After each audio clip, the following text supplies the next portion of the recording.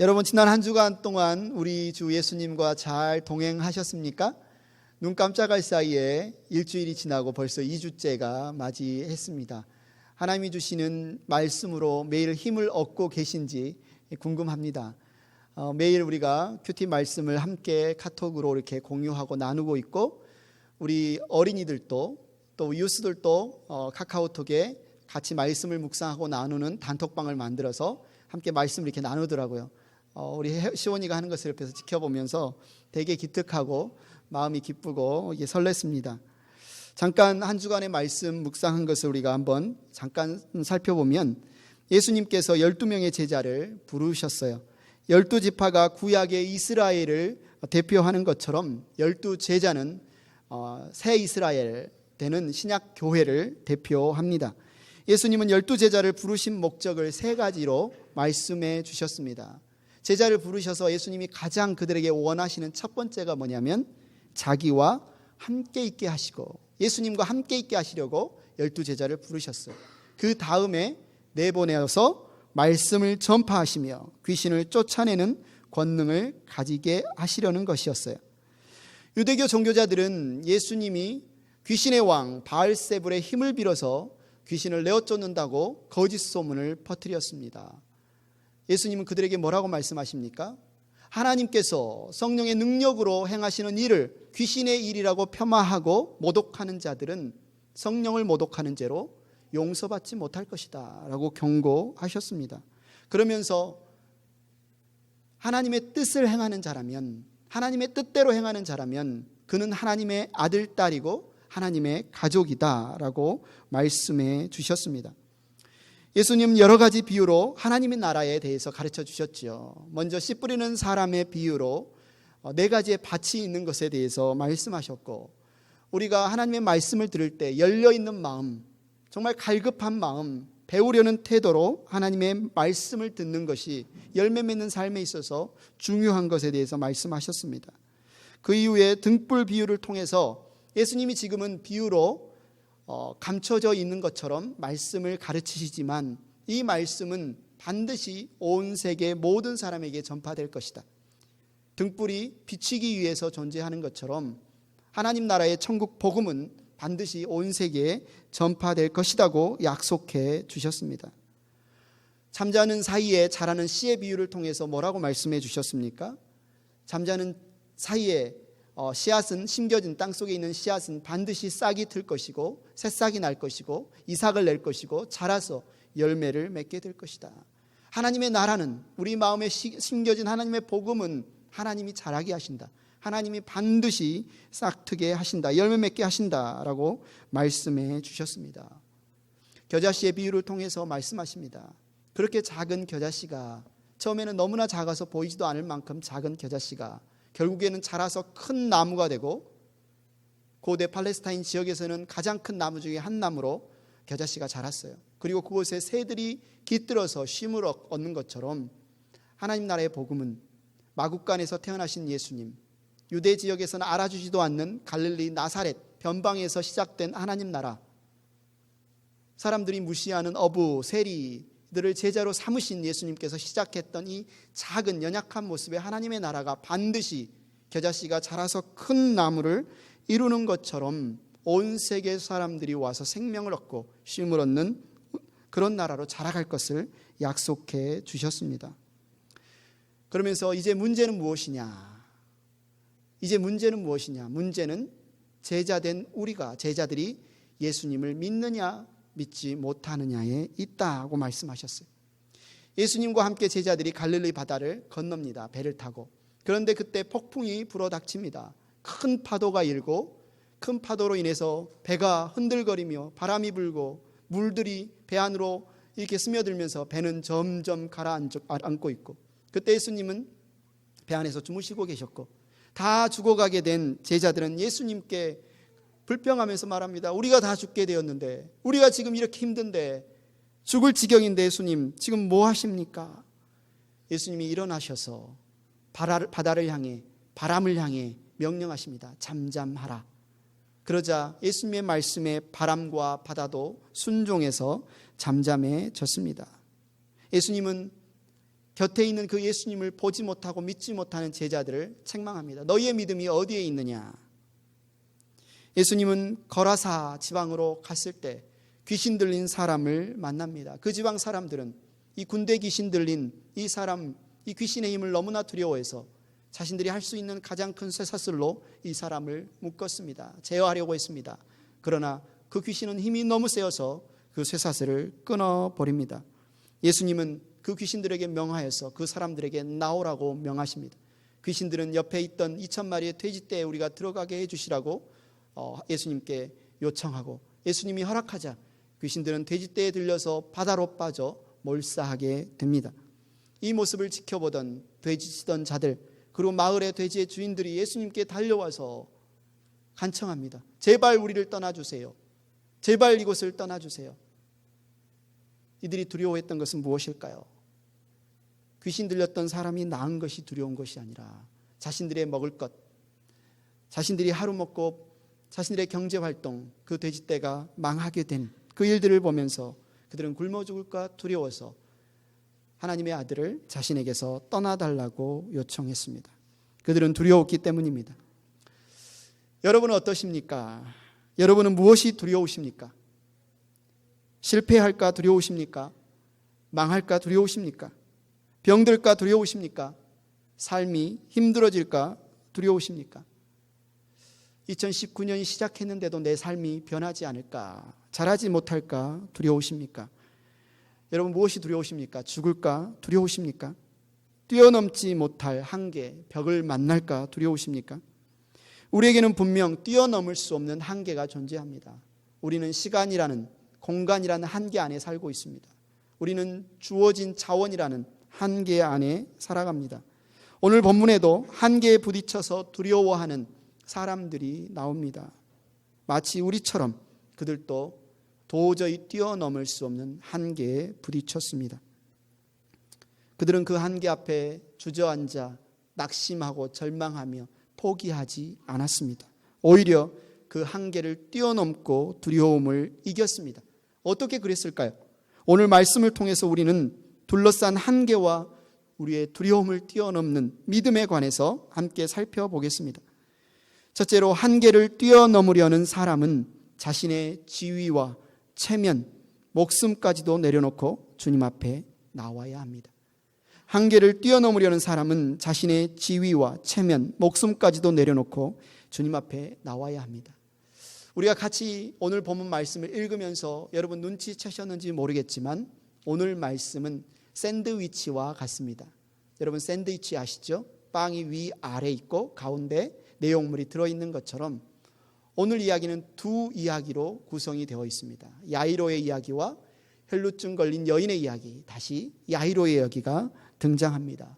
이 두 이야기에는 공통된 숫자가 등장하는데 12라는 숫자가 등장하죠. 유대인들에게 성경에서 12라는 것은 꽉 찬, 완전한, 그래서 12지파, 12제자 하는 것처럼 그런 숫자로 의미를 갖습니다. 야이로의 딸은 12살이었습니다. 12해 동안을 키웠다는 것은 당시에 유대 지역에 12살 된 사람은 더 이상 아이가 아니라 이제 성인이나 다름없습니다. 이제 결혼할 수 있는, 그래서 가정을 꾸릴 수 있는 자격이 주어지는 나이가 12살이었습니다. 혈루증 걸린 여인은 혈루증을 알았는데 몇 해를 알았냐면 12해를 알았습니다. 12해를 알았다는 것은 이 여인이 절대적인 고통 가운데서 살아왔다는 이야기입니다.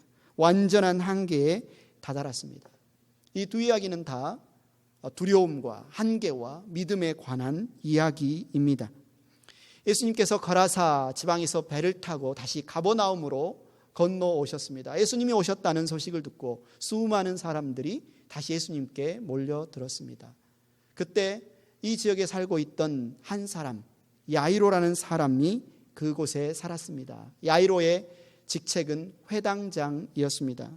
회당장은 회당에서 일하는 직책 중에 가장 높은 직책이었어요. 회당장은 건물을 관리하고 예배 순서를 결정하고 질서를 유지하고 재판과 같은 일까지도 감당하는 그런 사람이었어요. 그래서 마태복음에 이 같은 이야기를 다루면서 마태복음에서는 회당장을 지도자, 관리라고 표현합니다. 그는 그 도시의, 그 마을의 지도자였습니다. 관리였습니다. 상당한 영향력이 있는 인물이었고 상당히 존경받는 사람이었습니다. 그런데 그가 예수님을 찾아왔어요. 예수님을 찾아와서 예수님께 바짝 엎드려, 발 앞에 엎드려 간청하고 있습니다. 절대 흔한 일이 아니죠. 오늘 제가 말씀을 전하고 있는데 갑자기 주지사가 와서 여기서 무릎을 꿇고 엎드린다고 생각해 보십시오. 아니, 시장이 찾아와서 갑자기 이곳에서 엎드린다고 생각해 보십시오. 흔한 일이 아니죠. 성경에서도 처음 나오는 그런 장면입니다. 예수님께서 지난 주일 말씀에 나눴던 것처럼 안식일에, 유대교 율법에서는 금지된 안식일에 손이 오그라진 사람을 고치셨어요. 이 일 때문에 유대 종교 지도자들이 예수님을 죽이기 위해 평상시 앙숙으로 지내던 헤롯 당원들과 함께 손을 잡았습니다. 그들은 이제 끊임없이 모여서 어떻게 하면 예수를 모함하고 어떻게 하면 예수를 죽일 수 있을까? 지금 긴장감이 고조되는 그런 상황입니다. 이곳의 회당장이었던 야이로가 그런 분위기를 몰랐을까요? 회당장의 직책, 지도자, 관리의 직책에 있는 야이로에게 있어서 가장 좋은 것은 중립적인 태도를 취하거나 최대한 예수님으로부터 멀리 떨어져 있는 것이 자신의 신상에 좋았을 것입니다. 그런 야이로가 예수님을 만난다는 것은, 그것도 예수님 발 앞에 바짝 엎드린다는 것은 바리새인과 헤롯 당원들에게 고발당하고 공격당하고 존경과 목숨까지도 잃어버릴 수 있는 아주 위험한 일이었습니다. 그런데도 야이로가 지금 예수님을 찾아왔어요. 그냥 점잖게 안녕하세요, 저는 야이로 회당장입니다, 이렇게 말하는 게 아닙니다. 그냥 예수님을 보자마자 그 발 앞에 바짝 엎드려서 소리를 지르며 간청하고 있습니다. 왜요? 도대체 무슨 일이 일어난 것일까요? 23절에 말합니다. 내 어린 딸이 죽게 되었습니다. 오셔서 그 아이에게 손을 얹어 고쳐주시고 살려주십시오. 아마 야이로 인생 일대의 가장 큰 위기, 최대의 한계에 부딪혔어요. 그는 두려움으로 가득 찼습니다. 무슨 한계였을까요? 12년 동안 그렇게 애지중지 사랑해서 키운 딸, 누가복음에서는 그 딸이 외동딸이었다고 밝히고 있습니다. 그 외동딸이 병들어서 죽어가고 있는데 아빠로서 더 이상 이제 뭔가 할 일이 없습니다. 무슨 두려움이 있었습니까? 아, 내 딸이 죽을 수도 있겠구나, 내 딸을 잃어버릴 수도 있겠구나. 여러분, 야이로에게 이 외동딸이 어떤 존재였을까요? 그에게 가장 사랑하는 존재이지 않았겠습니까? 오히려 자신의 생명보다 더 귀한 존재이지 않았겠습니까? 여러분의 자녀, 그들이 여러분에게 어떤 존재입니까? 아마도 야이로의 외동딸은 야이로에게 자신의 생명보다도, 자신의 생명과 바꿀 수 있다면 오히려 그렇게 살리고 싶을 그런 존재였을 것입니다. 그런 딸이 죽어가는데 야이로가 아무 일도 하지 않았을까요? 아니요. 자신이 가지고 있는 재력과 자신이 가지고 있는 명망과 자신이 가지고 있는 모든 권력을 동원해서 유명하다는 의사는 다 수소문해서 만나봤을 것이고, 효력 있다는 약들은 다 구해서 먹여봤을 것이고, 회당장에서 날마다 무릎 꿇어 하나님께 부르짖어 기도하면서 살려달라고 요청했을 것입니다. 그런데 지금 상황은 그 딸이 이제 언제 숨이 넘어갈지 모르는 죽음의 문턱에 서게 되었습니다. 그 딸을 바라보면서 야이로는 한계에 부딪혔습니다. 아, 내가 할 게 아무것도 없구나. 내가 회당장이지만, 내가 관리이지만, 내가 율법에 있어서는 사람들에게 존경받는 선생이지만 내가 할 게 없구나. 그는 자신이 극복할 수 없는 이 한계와 두려움 앞에 어떻게 했습니까? 좌절했습니까? 포기했습니까? 절망했습니까? 아닙니다. 그는 예수님을 찾아왔어요. 그는 예수님의 발 앞에 엎드렸어요. 회당장이라는 지위를 내려놨습니다. 존경받는 지휘자라는 명예도 내려놨습니다. 바리새인과 헤롯 당원들에게 고발당하고 죽임당할 수 있는 그 위험까지도 감수했습니다. 그는 예수님께 집으로 찾아와셔서 제발 제 딸의 위에 손을 얹어주시고 그를 낫게 고쳐주시고 살려주시라고 간청했습니다. 왜 그랬을까요? 그는 예수님께서 나병 환자를 고치신 이야기를 들었습니다. 그는 예수님께서 중풍병자를 고치시는 이야기를 들었습니다. 그는 예수님께서 안식일에 손이 불구가 된, 손이 오그라든 그 사람을 고치신 그 이야기, 그것을 보았습니다. 더러운 귀신 들린 자들을 명하셔서 그들을 귀신의 억압에서 자유케 하시는 것을 그는 보았습니다. 그는 믿었습니다. 예수님이 오시기만 하면, 예수님이 오셔서 죽어가는 내 딸에게 손을 얹어 주시기만 하면 내 딸은 반드시 나을 것이다. 내 딸은 반드시 살 수 있을 것이다. 그는 믿었습니다.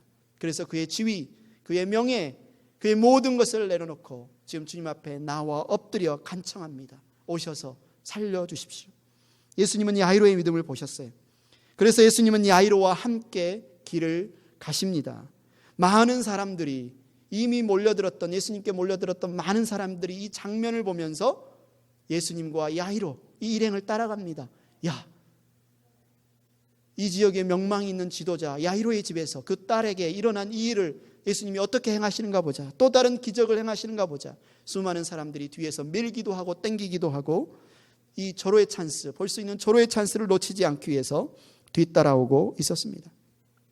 이렇게 예수님이 야이로의 집을 향해 가고 큰 무리가 그 뒤를 따르는 이 혼잡한 상황 가운데 뜻밖의 사건이 일어납니다. 한 여인이 끼어들었어요. 그 여인은 12년 동안 혈루증을 앓아왔습니다. 이 혈루증이란 부인병입니다. 여성병이에요. 하혈을 하는데 하혈이 그치지 않고 계속 나오는 그 병입니다. 혈루증은 그래서 율법으로 부정한 병으로, 그것이 고쳐지기 전까지는 다른 사람과 접촉해서는 안 되고 이런 사람과 이 사람을 만져서도 안 되는 병으로 정해져 있었습니다. 이 여인이 12년 동안 혈루병을 앓는 동안 어떻게 살았을까요? 공적인 모임에도 나가지 못합니다. 많은 경우에 혈루병을 걸린 부인은 남편에게 버림받거나 이혼을 당합니다. 그래서 사람들과의 관계가 얼마나 깨어졌는지 모릅니다. 부정한 혈루증 환자로서 이 여인은 성전에 들어가는 것은 꿈에도 못 꿉니다. 성전에 가야서 제물을 바치고 제사를 지내야 나의 죄사함을 받고 또 예배를 드리고 하나님의 은혜를 받을 텐데 아예 성전에 들어가지도 못하는 영적인 한계에 부딪혔습니다. 이 여인이 앓고 있는 혈루증은 단순히 피가 멈추지 않은 단순한 육체적인 질병이 아닙니다.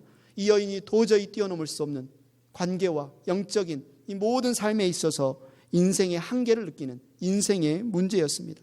이 여인은 이 인생의 문제를 해결하기 위해서 자기가 할 수 있는 모든 일을 다 했습니다. 26절 말씀을 같이 읽겠습니다. 시작. 여러 의사에게 보이면서 고생도 많이 하고 재산도 다 없앴으나 아무 효력이 없었고 상태는 더 악화되었다. 용하다는 의사는 다 찾아갔습니다. 달라는 돈은 다 줬습니다. 먹어보라는 약은 다 먹어봤습니다. 그러나 오히려 몸만 상하고 고통만 당하고 효력은 없고 돈은 다 날리고 몸은 더 악화되고 말았습니다. 한계에 부딪혔습니다. 건강의 한계, 육신의 한계에 부딪혔습니다. 물질의 한계에 부딪혔습니다. 돈으로도 안 되는 일이 있구나. 돈이 아무리 많아도 할 수 없는 일이 있구나. 돈을 다 쓰더라도 해결할 수 없는 일이 있구나. 돈으로도 의사의 힘으로도 도저히 뛰어넘을 수 없는 이 건강의 한계, 물질의 한계, 관계의 한계, 영적인 한계, 이 두려움 앞에 이 여인은 어떻게 했나요? 포기했나요? 절망했나요? 어떻게 했나요? 포기하지 않았습니다. 이 여인의 귀에 예수님의 소문이 들렸습니다. 그는 예수님을 찾아 나섰습니다. 그러나 그는 야이로처럼 예수님 앞에 당당히 나아가서 그 앞에 무릎 꿇고 저를 고쳐주십시오. 저를 고쳐주십시오.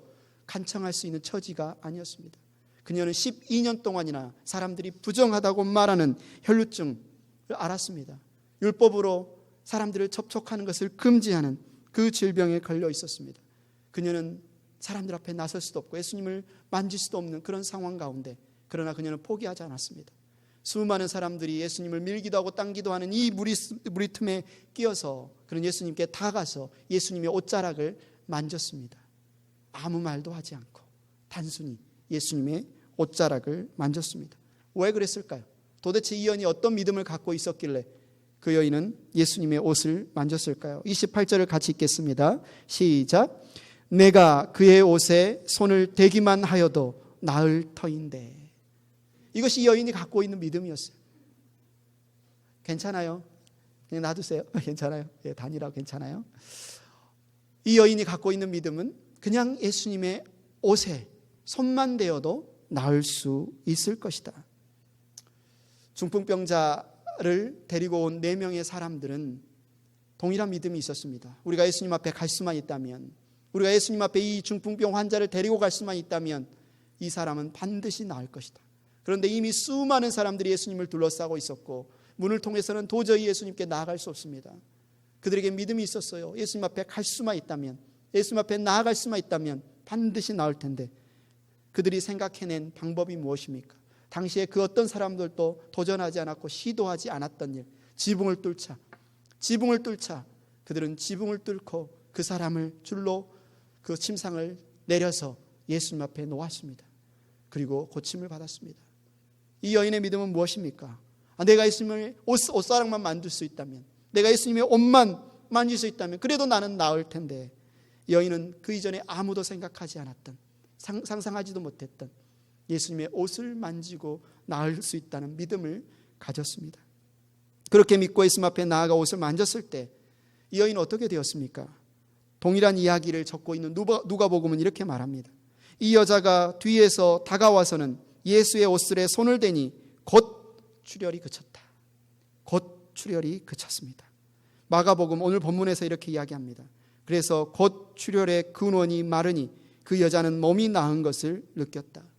출혈의 근원이 말랐다는 것은 이 질병이 잠깐 중단된 것이 아니라 완전히 깨끗하게 근본적으로 치료된 것을 말하고 있습니다. 그리고 그 여인조차 자기의 몸이 완전히 깨끗해지고 건강하게 회복된 것을 느꼈습니다. 당연히 예수님의 그 옷 자체에 어떤 능력이 있는 것이 아닙니다. 그 옷 자체가 이 여인을 치료하고 낫게 하는 능력이 있는 것이 아닙니다. 하나님이 하신 일입니다. 모든 것을 아시는 하나님, 이 여인의 중심을 아시는 하나님, 이 여인의 믿음을 아시는 하나님이 하신 것입니다. 여인의 병이 이토록 근본적으로 치료되었다는 것을 예수님도 아셨습니다. 그래서 예수님께서 물으십니다. 누가 내 옷에 손을 대었느냐? 누가 내 옷 만졌느냐? 누가 내 옷자락을 만졌느냐? 제자들이 말합니다. 어쩌면 약간 엉뚱하고 황당하다는 듯이, 말이 안 된다는 듯이 예수님께 말합니다. 무리가 선생님을 에워싸고 떠밀고 있는데, 이 수많은 사람들이 지금 예수님을 떠밀고 있는데 누가 손을 대었느냐고 물으십니까?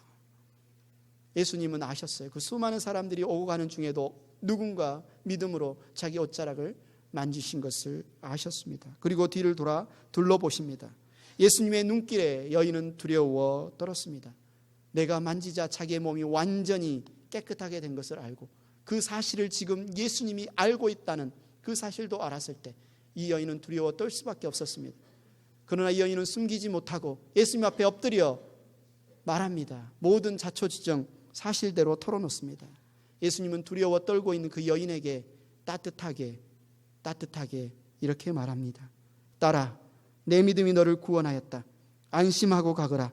그리고 이 병에서 벗어나서 건강하여라. 예수님은 지금 이 여인이 그냥 깨끗하게 회복되는 그 자체에 머물러 있지 않도록 돕고 있습니다. 뭐라고 부르십니까? 딸아. 12년 동안 하나님 앞에 나가지 못했던, 12년 동안 모든 관계에서 단절되고 고립되고 완전히 한계에 부딪혔던 이 여인에게 건강의 회복뿐만 아니라 공동체에 또 하나님과의 관계에 회복되었음을 그에게 이야기해 줍니다. 딸아, 내 믿음이 너를 구원하였다. 예수님은 이 여인이 예수님의 옷자락만 만져도 나을 것이라는 그 믿음이 있었음을 예수님은 아셨습니다. 그래서 그 여인에게 말합니다. 네 믿음이 너를 구원하였다. 둘째로, 한계를 뛰어넘으려는 사람은 중도에 포기하지 않아야 합니다. 한계를 뛰어넘으려는 사람은 중도에 포기하지 않아야 합니다. 죽음의 문턱 앞에 있는 딸 아이를 생각하면 야이로의 마음은 지금 한시가 급합니다. 안 그래도 수많은 사람들이 예수님을 둘러싸고 밀고 당기면서 예수님이 빨리 걷지 못해서 지금 집으로 가는 길이 지체되고 있는데 예수님이 갑자기 가다가 길을 멈추시는 거예요. 그러면서 황당한 질문을 하는 거예요. 누가 내 옷을 만졌다? 그러면서 누가 만졌는지 찾는 거예요. 그러자 갑자기 한 여인이 예수님 앞에 엎드려서 말합니다. 제가 만졌습니다. 그리고 고백합니다. 이런 모습을 지켜보는 지금 야이로의 심정이 어떨까요? 아유, 주님 좀 더 빨리 좀 걸으시지. 급한데. 아니, 저 여인은 왜 갑자기 예수님의 옷을 만져서 내 딸이 곧 죽어가는 이 위급한, 이 시급한 상황에 왜 예수님의 시간을 지체하게 만드나? 얼마나 그 마음이 답답했을까요? 갑자기 예수님과 동행하는 이 길에 끼어든 이 여인이 또 얼마나 미웠을까요? 여러분 어떠십니까? 우리도 마찬가지 아닙니까? 우리가 주님을 믿고 따라가는 길에 여러 가지 어려움들이 발생합니다. 우리가 주님과 동행하며 함께 가는 길을 방해한다고 느껴지는 사람들이 있습니다. 아니, 저 사람만 아니어도 내가 주님을 더 잘 믿을 텐데. 아니, 저 사람만 아니어도 내가 정말 신앙생활 잘 할 텐데. 여러분 주변엔 그런 사람 있지 않습니까? 여러분의 인생에 전혀 도움이 되지 않는다고 생각되는 사람, 오히려 여러분의 인생을 가로막고 있다고 느껴지는 사람, 오히려 믿음으로 나아가는 이 인생이 여러분의 발걸음을 지체하게 만든다고 생각되는 그런 사람, 아마도 야이로에게 혈루증 걸린 여인은 그런 존재로 여겨졌을 겁니다. 야이로의 마음이 얼마나 급했을까요? 이러면 안 되는데, 지금 내 사랑하는 딸이 죽어가고 있는데, 정말 급한데, 이러다가 정말 큰일 나는데. 우리는 이야기의 끝을 알고 있습니다. 이 혈루증 걸린 여인이 야이로의 인생에, 야이로의 삶에 얼마나 큰 영향력을 미쳤는지 우리는 이야기의 결말을 알고 있습니다. 그녀는 방해하는 자가 아니었습니다. 그녀는 오히려 하나님의 놀라운 일을 행하는 데 쓰임받는 인물이었습니다. 야이로의 이 두려운 마음이 실제로 드러났습니다. 예수님이 여인에게 계속 말씀하고 있는데 자신의 집에서 한 사람이 야이로에게 와서 말합니다. 따님이 죽었습니다. 따님이 죽었습니다. 이제 선생님을 더 괴롭혀서 무엇하겠습니까? 눈앞이 캄캄해졌습니다. 하늘이 무너졌습니다. 다리에 힘이 풀리고 그 자리에 털썩 주저앉았습니다. 다 끝나고 말았습니다. 더 이상 희망이 없습니다. 왜요? 죽었으니까요. 도저히 뛰어넘을 수 없는 한계, 이 세상에 그 어떤 인간도, 그 어떤 사람도 피해갈 수 없는 한계, 그것이 곧 죽음입니다. 그는 절망했습니다. 자신의 지위도 체면도 목숨도 내려놓고 예수님께 찾아와 간청했는데, 이제 예수님이 조금만 더 가시기만 하면 되는데 집에 도착하기도 전에 딸이 죽고 말았습니다. 이 죽음 앞에 인간은 무능한 존재들입니다. 우리 인간의 능력이 아무리 뛰어나도, 우리의 지식과 우리의 재산과 우리의 그 어떤 것이 아무리 뛰어나도 이 죽음 앞에서는 우리가 할 수 있는 것이 아무것도 없습니다. 그런데 예수님께서 곁에서 이 말을 들었습니다. 회당장의 집에서 온 사람이 야이로에게 하는 말을 들었어요. 그리고 회당장에게 이렇게 말씀하십니다. 두려워하지 말고 믿기만 하여라. 예수님도 들었어요. 그런데 예수님 절망하지 않으세요. 예수님도 그 이야기를 들었어요. 예수님 포기하지 않으십니다. 놀라지도 않으십니다. 아무렇지도 않으십니다. 아무 일도 아니라는 듯이 두려워하지 마. 아무 일도 아니야. 두려워하지 마. 믿기만 하여라. 야이로에게 포기하지 말고 믿음으로 일어나 함께 나아가자고 말씀하십니다. 그리고 그 자리에서 이제 자신을 따라오던 수많은 무리들과 제자들에게 말씀하십니다. 너희들은 여기까지다. 이제 나는 야이로와 베드로와 야고보와 요한만 데리고 가겠다. 더 이상 따라오는 것을 허락하지 않으십니다. 집에 도착했을 때 야이로의 집은 이미 초상집이 다 되었습니다. 여기저기에서 울부짖고 부르짖고 곡하는 소리가 울려 퍼지고 있습니다. 예수님은 그들을 향해서 책망하십니다. 어찌하여 떠들며 울고 있느냐? 그 아이는 죽은 것이 아니라 자고 있다. 그 아이는 죽은 것이 아니라 자고 있다. 예수님의 이 책망을 들은 곡하는 사람들, 가족 사람들이 어떻게 반응했습니까? 아니, 누가 봐도 죽었는데, 심장이 멈췄는데, 숨을 쉬지 않는데, 몸은 차가워지는데, 이미 다 끝났는데 그렇게 좀 빨리 오시지. 이제야 와서 하는 소리가 죽은 것이 아니라 자고 있다니. 그들의 상식과 판단으로는 도무지 이해할 수 없는 예수님의 말씀에 그들은 비웃었어요. 분명히 우리가 예수님을 믿고 함께 길을 가고 있는데도, 우리가 예수님을 믿고 신앙생활하고 있는데도 우리의 삶에 어려움이 있습니다. 겪을 것을 다 겪습니다. 예수님을 믿는데도 우리가 질병에 걸립니다. 예수님을 믿고 함께 따라가는데도 교통사고가 납니다. 예수님 믿고 가는데도 비즈니스에 어려움을 겪습니다. 예수님과 함께 가는데도 왜 이 불행들이 우리를 피해가지 않고 우리에게 다 오는 것일까요? 심지어 때때로 예수님을 믿는 신앙이 우리의 삶을 더 악화시키는 것처럼 보이기도 합니다. 혈루증 걸린 여인이 옷을 만졌더라도, 아니 이렇게 급한데 찾아내지 마시고 말씀 걸지 마시고 그냥 재촉해서 빨리 가시지, 예수님은 왜 지체하시나? 마르다와 마리아의 오빠 나사로가 중병에 걸려 죽어갈 때 마르다와 마리아는 사람을 보내서 예수님 빨리 와주세요, 오빠가 곧 죽어갑니다, 죽기 전에 얼른 오셔서 오빠를 고쳐주세요. 예수님이 이 소식을 듣고 어떻게 하십니까? 일부러 이틀을 더 지체하십니다. 일부러 나사로가 죽은 이후에 그곳에 도착하셨습니다. 왜 이렇게 상황을 더 악화시킬까요? 왜 더 어려움을 더 극대화, 더 크게 만드셨을까요? 사도 요한은 예수님이 행하시는 기적을 표적이라고 말합니다. 예수님이 행하시는 기적은 단순히 그 기적 자체의 의미가 있는 것이 아니라 그 기적이 가리키는 것, 바로 그 예수님, 당신, 예수님이 누구신지, 하나님의 나라가 무엇인지 알려주기 위해서 기적을 행하신다고 말씀하십니다. 무슨 말입니까? 기적보다 더 중요한 일이 있습니다. 그 기적이 가리키는 것, 바로 예수님을 아는 것입니다. 예수님을 믿는 것입니다. 예수님을 만나는 것입니다. 야이로의 딸이 중병에서 잠깐 낫는 것보다, 죽음의 문턱에서 잠깐 일어나는 것보다 더 중요한 것은 죽은 자를 일으키시는 부활의 주님을 야이로와 온 가족이 만나는 것이 더 중요하기 때문에 예수님은 일부러 의도적으로 지체하셨습니다. 혈루증 걸린 여인을 쓰셨습니다. 사도 바울은 말합니다. 로마서 8장 28절 29절 우리가 한 목소리로 읽겠습니다. 시작. 하나님을 사랑하는 사람들, 곧 하나님의 뜻대로 부르심을 받은 사람들에게는 모든 일이 서로 협력해서 선을 이룬다는 것을 우리는 압니다. 하나님께서는 미리 아신 사람들을 택하셔서 자기 아들의 형상과 같은 모습이 되도록 미리 정하셨으니 이것은 그 아들이 많은 형제 가운데서 맏아들이 되게 하시려는 것입니다. 우리가 잠시 잠깐 잘 먹고 잘 사는 것이 중요한 것이 아닙니다. 우리가 잠시 잠깐 몸 아프지 않고 그냥 건강하게 지내는 것이 중요한 것이 아닙니다. 우리가 잠시 잠깐 모든 일이 술술 풀리고 아무런 고민 없이 지내는 것이 중요한 것이 아닙니다. 정말 중요한 것은 하나님 아들 된 우리가, 하나님 딸 된 우리가 하나님의 성품을 회복하는 것입니다. 맏아들 되신 예수 그리스도, 그분을 닮아가는 것입니다.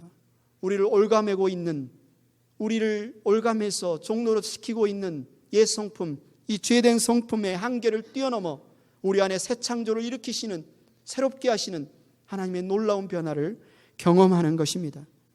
예수님은 하나님의 큰 일을 비웃는 곡하는 사람들, 다른 가족들을 다 내어보내셨습니다. 믿음 없는 사람들을 다 내어보내셨습니다. 그리고 야이로의 딸의 두 부모, 엄마 아빠와 베드로, 야고보, 요한만을 데리고 야이로의 딸에게 갑니다. 저는 이 장면을 보면서 마가복음 4장 25절 예수님이 비유로 하셨던 그 말씀이 생각났습니다. 같이 읽겠습니다. 25절입니다. 시작. 가진 사람은 더 받을 것이요 가지지 못한 사람은 그 가진 것마저 빼앗길 것이다. 야이로가 예수님께 나와 간청했습니다. 어서 오셔서 제 딸에게 손을 얹어 주십시오. 그리고 그를 고쳐 주십시오. 살려 주십시오. 예수님은 그 딸에게 나아갑니다. 그 딸의 손을 붙잡습니다. 그리고 달리다굼, 아람어 말입니다. 이 말의 뜻은 소녀야, 내가 네게 말한다, 일어나라 하는 말이었습니다. 그러자 무슨 일이 일어났습니까? 예수님의 명령을 들은 소녀는 그 자리에서 벌떡 일어납니다.